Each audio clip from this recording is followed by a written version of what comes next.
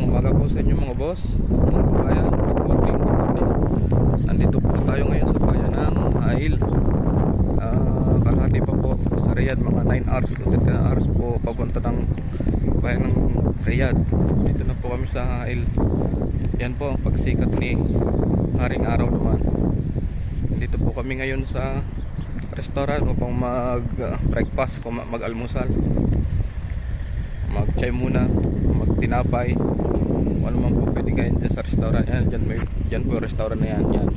Yan po yung bakala dyan. Ito po, napakalamig po ngayon dito, malamig, ang lakas ng hangin. Yan po. Yan po yung mga kasama ko.